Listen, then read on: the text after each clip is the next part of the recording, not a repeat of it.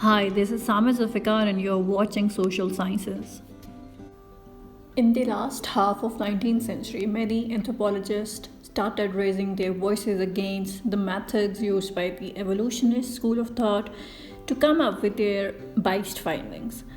Until that time, majority of the findings were solely relied on the unreliable accounts of the travelers, missionaries, and colonial officials. Conclusions reached by Henry and Taylor are also based on these accounts. Franz Boas was the first person who objected the evolutionary school of thought. Franz Boas is also regarded as the father of American anthropology. Over his lifetime, he created a good number of students and followers who contributed immensely in the field of anthropology in the later periods. Boas' contribution was noteworthy as he logically criticized the ethnocentrism of evolutionism.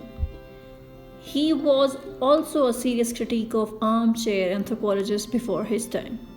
Boas highlighted the importance of collecting first-hand data related to particular cultures before forming any generalized laws of cultural development. He claimed that the laws of cultural evolution and the fixed stages of progress were based on insufficient evidence. Therefore, he stressed that anthropologists should do ethnographic fieldwork and systematically collect data rather than relying on third-hand accounts of other cultures as armed anthropologists did. He also believed that the terms such as savagery, barbarism, and civilization expressed an ethnocentric view of one culture being better than another. Evolutionists try to prove that some cultures are more developed than the others. For example, civilized society is considered more developed and sophisticated than the savage societies. But when Boas traveled to Baffinland, his views became different by observing those people. The idea of Boas is represented in his book. The more I see their customs, the more I realize that we have no right to look down on them. Where amongst our people would you find such true hospitality? We highly educated people are much worse, relatively speaking. This is the quote from Boas' Baffinland Diaries, and this depicts how he objected to evaluating other cultures using Western concepts such as progress and advocated for adopting a relativistic idea. Boas conducted his research on Indians of United States and Canada. By doing this, he set a high standard of research in anthropology. During his research work, he found out many facts that did not seem to correspond to the generalized scheme of cultural behaviors described by the evolutionist. He found that clans among the Northwest Indians resulted from village fusion, whereas among the Navajo, they resulted from the fusion of separate groups. Masks were used by different tribes for quite varied religious purposes. Further, he also stated that simple geometric designs did not necessarily represent the degeneration of the culture. Boas is of the view that the same factors could hardly account for similar developments among different cultures.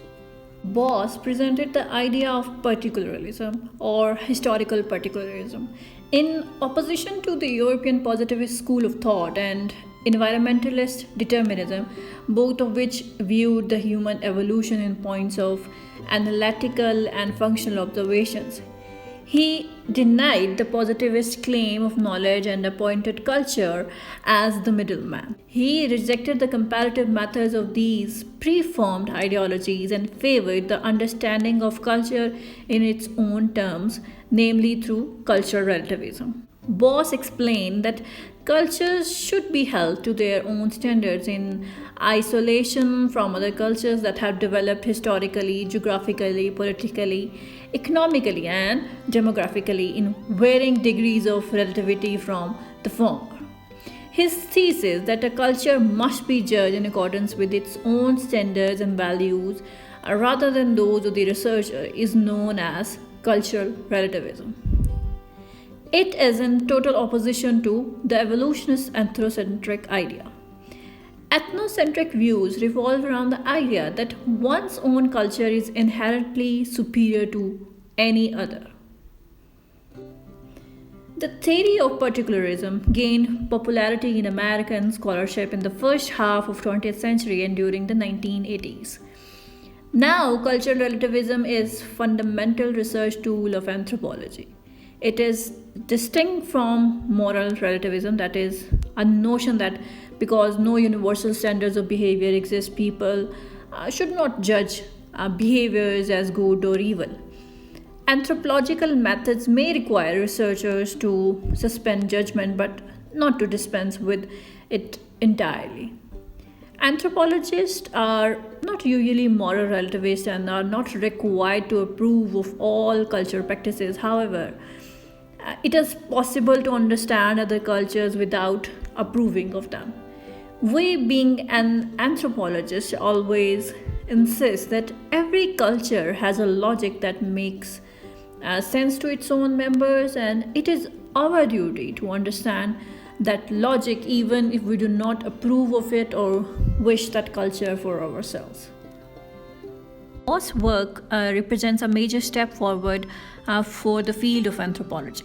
As developed by Boas students, ethnography, a detailed description of a society's culture, concern itself with the exact recording of all the characteristics of each individual culture, interpreted as closely as possible according to the viewpoint of the natives. This approach gave long overdue recognition to the validity of the world's various cultures, but it failed to stress the discovery of general laws of cultural behavior and development. Although Boas recognized the search for universals as a valid ideal, the collection of data became the primary function of anthropologists, and the search for the laws of culture was temporarily abandoned. So, this is all about historical particularism and the work of Franz Boas. In the next video, we will discuss the next theory. If you have any question regarding this video, you can comment in the section below. Thanks for watching. If you like this video, please like, share and subscribe to my channel.